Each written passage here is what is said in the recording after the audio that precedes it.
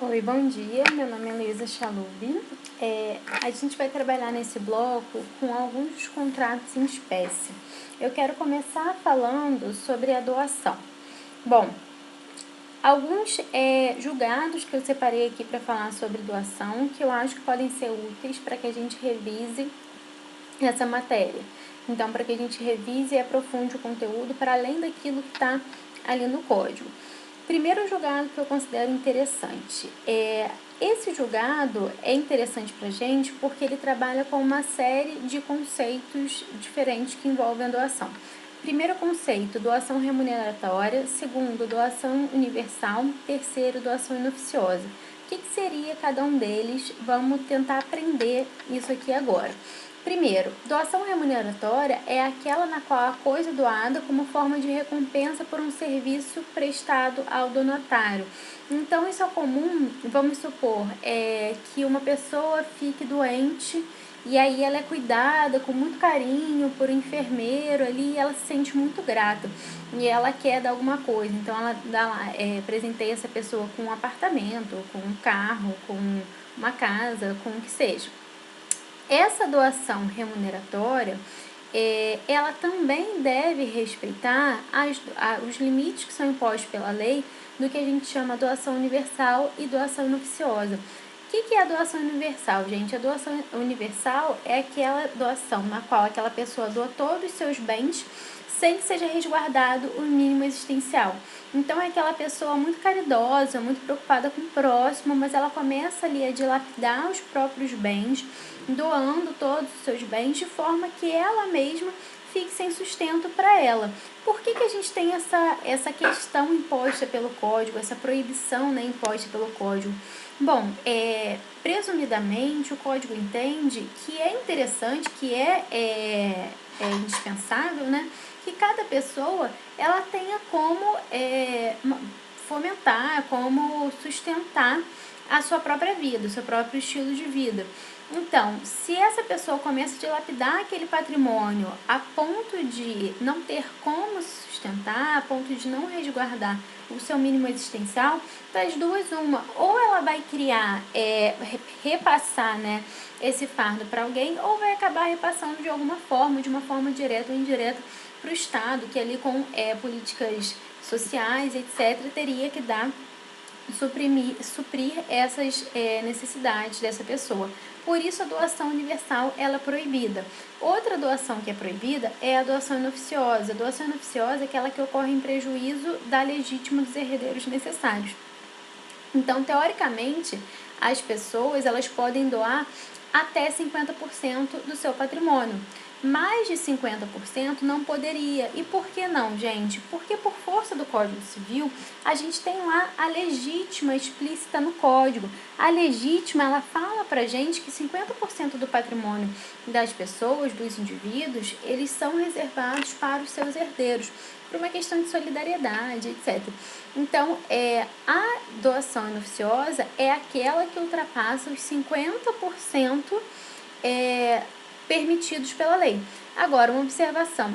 A doação inoficiosa, ela é averiguada de acordo com o momento que é feita a doação. Então, vamos supor que hoje uma pessoa tenha patrimônio de 1 milhão e ela resolva doar 500 mil. Beleza, não é inoficiosa porque não entrou ali na metade da legítima. No entanto, quando essa pessoa falece, ela deixou um patrimônio só de 100 mil, vamos supor. Aqueles herdeiros, eles podem pedir para que seja anulada aquela doação, alegando que ela foi inoficiosa. Não, gente, essa questão da doação inoficiosa ou não, ela é averiguada no momento da doação e não no momento da abertura da sucessão, tudo bem? Agora, prosseguindo aqui, para a gente concluir esse julgado que a gente está vendo. A gente viu o conceito de doação remuneratória, vimos o conceito de doação universal e doação inoficiosa. Qual foi a conclusão que o STJ chega? O STJ fala, olha, o fato de a doação ser remuneratória não isenta de respeitar essas limitações. Assim, a doação remuneratória não pode constituir uma doação universal nem uma doação inoficiosa. Então, não é porque eu estou doando como uma forma de recompensa para um serviço que me foi prestado, então teria ali um caráter, a gente podia dizer, minimamente retributivo. Isso não significa que eu posso doar e não deixar bens suficientes para minha própria subsistência ou não deixar bens de acordo com a legítima ali dos meus herdeiros. Tudo bem? Prosseguindo, gente, ainda em doação. É inválida a doação realizada por meio de procurador se o instrumento procuratório concedido pelo proprietário do bem não mencionar o donatário, sendo suficiente a declaração de poderes gerais na procuração. Então, gente, tudo que diz respeito à restrição de direitos, né, a diminuir direitos do indivíduo, ele tem uma interpretação restritiva.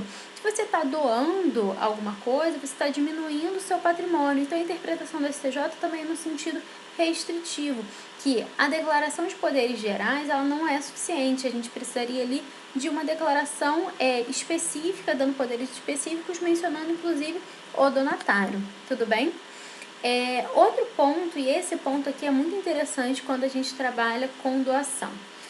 O que esse julgado está falando para a gente? Ele diz aqui, olha, é possível cancelamento de cláusula de inalienabilidade de imóvel após a morte dos doadores se não houver justa causa para a manutenção da restrição ao direito de propriedade. Essa cláusula de inalienabilidade de imóvel nos casos de doação, ela é super comum, por isso eu quis trazer esse julgado aqui para vocês. O que é essa cláusula, gente? Basicamente é uma cláusula posta ali no contrato de doação que diz, olha, eu te dou esse imóvel, mas você nunca pode vender. Esse imóvel vai morrer com você, vai ficar com você ali o resto da vida, porque você não pode alienar. É uma restrição ao direito de propriedade. O que acontece, gente? O direito de propriedade, ainda hoje, embora a gente aplique o princípio da função social, etc., mas o direito de propriedade, ainda hoje, ele tem uma visão, a gente tem uma visão não mais absolutista, mas uma visão ainda garantista da propriedade, bem garantista da propriedade. Então, tudo que é restrição, como eu já falei no julgado anterior, tem que ser interpretado de forma restritiva. Então, vamos ver o que o STJ ele conclui aqui nesse julgado. Olha, o STJ diz que a doação do genitor para os filhos e a instituição da cláusula de inalienabilidade, por representar adiantamento da legítima, deve ser interpretada na linha do que prescreve o artigo 1848, exigindo justa causa, notadamente, para a instituição da restrição ao direito de propriedade. Como que foi esse caso concreto aqui para ficar mais claro? Decidiu ser possível o cancelamento da cláusula após a morte dos doadores, considerando que já se passou quase 2 décadas desse ato de liberalidade, ou seja, da doação, e tendo em vista a ausência de justa causa para a manutenção da restrição.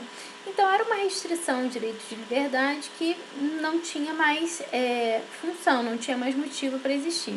Não havendo justo motivo para que se tenha congelado o bem sob a propriedade dos donatários, todos maiores que manifestaram não possuem interesse em manter sob seu domínio o imóvel, há de se cancelar as cláusulas que o restringem. Então, assim, qual é a conclusão aqui? O que disse o STJ, afinal das contas? Ele conclui dizendo que enquanto o doador estava vivo e existia usufruto, era razoável ser mantida a restrição de inalienabilidade. Ele usufruía daquele imóvel, né? Pois a venda do imóvel, enquanto estivesse vivo, poderia comprometer o seu uso tranquilo do bem. Embora o usufruto ele pudesse ser preservado, se outra pessoa fosse proprietária daquele imóvel, isso poderia criar certos embaraços. No entanto, após a morte do doador, ocorreu, como consequência, a extinção do usufruto e acabou o justo motivo que impedia ali a alienação. Então, é interessante porque a gente trabalha aqui com a cláusula de inalienabilidade, a gente trabalha aqui com essa ideia da doação e a flexibilização dessas restrições ao direito de propriedade. Prosseguindo. Outro ponto importante aqui enfrentado pelo STJ, porque a gente já falou disso, a gente falou de encargo quando a gente estava falando lá de parte geral. Então, o que o STJ fala nesse julgado? A inexecução do encargo assumido pelo donatário em face do doador como condição para a celebração da doação onerosa poderá ensejar a sua revogação. Então, a gente viu ali que o encargo é um ônus imposto a contratos liberais, né? Liberalidades, como é a doação. Então, eu te dou essa casa desde que meu filho more nessa casa. Esse é um bom exemplo de encargo no contrato de doação. Não previsto prazo determinado para o cumprimento da contraprestação, o doador, mediante notificação judicial ou extrajudicial, pode constituir in mora o donatário, fixando-lhe prazo para execução do encargo. Restando este inerte, né, parado, opera-se a revogação da doação.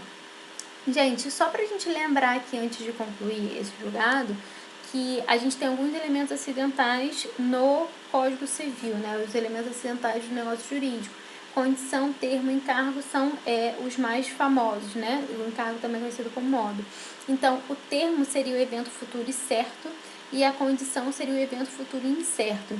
Nesse julgado aqui que eu estou explicando para vocês podem ver que ele era um negócio jurídico que tinha apenas um elemento acidental, que era apenas o encargo, porque ele não tinha prazo, ele não tinha termo, olha, não previsto prazo determinado. Estão vendo? E aí, nos casos em que a gente não tem prazo determinado, o que a gente faz? Realmente tem que haver a notificação judicial ou extrajudicial daquela pessoa que está em débito. E foi o que ocorreu. Houve a notificação, mas essa pessoa se manteve inerte. Então, prossegue, o STJ conclui.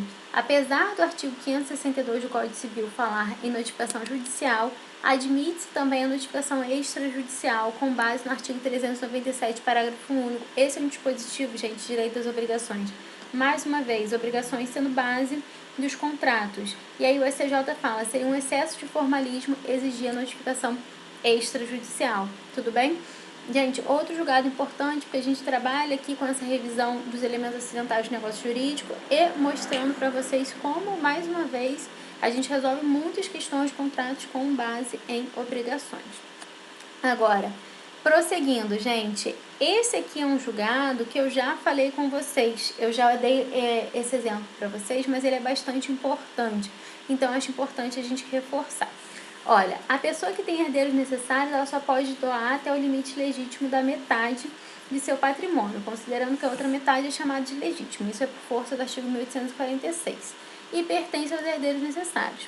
A doação inoficiosa, como a gente já viu, que está lá no artigo 549 do Código Civil, é aquela que invade a legítima dos herdeiros necessários, sendo vedada pelo ordenamento jurídico. Agora, o que é interessante a gente ressaltar? O excesso na doação, que é a invasão da legítima, é apurado levando-se em conta o valor do patrimônio ao tempo da doação e não patrimônio estimado no momento da abertura da sucessão do doador. Foi aquele exemplo que eu dei para vocês, né? Suponhamos que João tenha R$ 1.000.000 e resolva doar um apartamento que vale 500 mil. Até aí tudo bem, sem problema nenhum. É o exemplo que está aqui, olha, João, viúvo e pai de 2 filhos, possuía um patrimônio de R$ 1.000.000. Em determinado dia, decide doar uma casa de 500 mil para o seu melhor amigo. Essa doação é possível? Sim, considerando que não invadiu a legítima. Ou seja, ele não doou a metade destinada aos herdeiros necessários, que são seus filhos. Alguns meses depois, os negócios empresariais de João começam a ir mal, ele perde 400 mil em dívidas.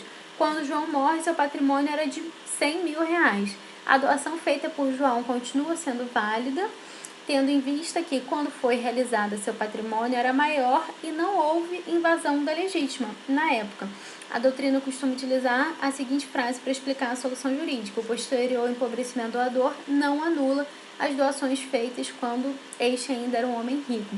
Então, esse é um tema bem importante, é relevante que a gente reforce, porque ele é importante tanto para a doutrina quanto para a jurisprudência. Então, esse tipo de tema, além de ter uma previsão legal, né? Então, pode ser objeto de prova facilmente.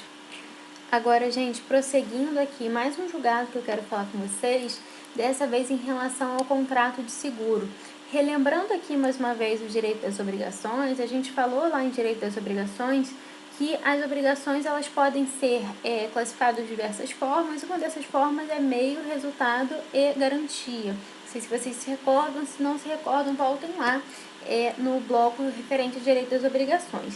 E eu falei para vocês que as obrigações de garantia, que são, por exemplo, os contratos de seguro, elas são espécies de obrigações de resultado, que que na verdade o que elas visam é garantir que, se o sinistro ocorra, o patrimônio daquele indivíduo, daquela pessoa, não vai ser diminuído. E aqui eu trouxe um julgado para vocês muito interessante para que a gente possa avaliar e entender esse tema. Esse julgado, inclusive, virou súmula, né? Esse entendimento está sumulado na súmula 620 do STJ. O que diz essa súmula? Essa súmula diz que a embriaguez do segurado não exime a seguradora do pagamento da indenização prevista em contrato de seguro de vida. O que o STJ quis dizer com isso? Qual seria esse caso concreto? Esse caso, gente, seria aquele caso que você faz lá um seguro de vida. E aí, quando você faz seguro de vida, não sei se alguém já fez, mas você tem que preencher várias tabelas, vários formulários, dizendo como o seu estilo de vida, o que você come, se você pratica exercício físico, etc. Se você tem hábito de beber, se você tem hábito de dirigir e depois beber. O que era essa cláusula que era imposta nos contratos de seguro de vida? Era uma cláusula que falava que, caso aquela pessoa, aquele segurado, ele viesse a óbito porque ele estava dirigindo embriagado, ele não teria o direito à indenização. O que diz o STJ? O STJ fala, olha, a jurisprudência do STJ entende que a cláusula presente no contrato de seguro de vida que exclua a cobertura em caso de morte decorrente de embriaguez é uma cláusula muito restritiva, que acaba contrariando a própria finalidade do contrato. Gente, a finalidade do contrato de seguro de vida é você segurar, né, você garantir um resultado, que é a indenização, no caso do evento morte. Então, se a pessoa veio a óbito aqui, embora ela tenha se colocado numa situação de perigo, esse evento morte, ele ocorreu. E aí o objetivo do contrato, que era efetivamente indenizar aqueles familiares, né, que o seguro de vida você deixa para as pessoas com quem você convive, enfim, e esse objetivo não poderia ser alcançado. Nesse ponto, eu acho importante a gente fazer essa distinção aqui, porque o STJ ele tem costume de explorar esses temas e as bancas costumam cobrar. Então, vamos diferenciar qual seria a particularidade do seguro de vida e do seguro de automóvel. Embora os dois sejam seguros, a gente tem objetivos diferentes aqui. Olha, no seguro de vida, que é um seguro de pessoas, é devida a indenização securitária, mesmo que o acidente que vitimou o segurado tenha decorrido do seu estado de embriaguez? Sim, é aquele julgado que a gente acabou de ver, né? Sim, é vedada a exclusão de cobertura do seguro de vida na hipótese de sinistro ou acidente decorrente de atos praticados pelo segurado em estado de embriaguez. Foi o que a STJ falou, né? Seria uma medida excessivamente restritiva que afastaria o objetivo do próprio seguro, né, que é garantir o evento morte e ali pagar a indenização para os parentes dessa vítima. Agora, e no seguro de automóvel, gente? No seguro de automóvel, que a gente tem, em verdade, um seguro de um bem, que é o carro. E aí, celebrado por uma empresa como a seguradora, é devida a indenização securitária se o condutor do veículo estava embriagado? Regra geral, não. Não era devido. Qual é a exceção trazida pela STJ?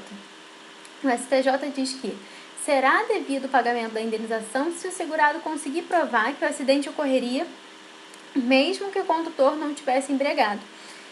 Não é devida a indenização securitária decorrente de contrato de seguro de automóvel quando o causador do sinistro, que é o condutor do veículo segurado, estiver em estado de embriaguez, salvo se o segurado demonstrar que o infortúnio ocorreria independentemente dessa circunstância. Então, qual seria o exemplo, gente? Vamos supor que tinha realmente um motorista embriagado. Só que, apesar dele estar embriagado, ele estava dirigindo ali direitinho, parou no sinal, tudo certinho.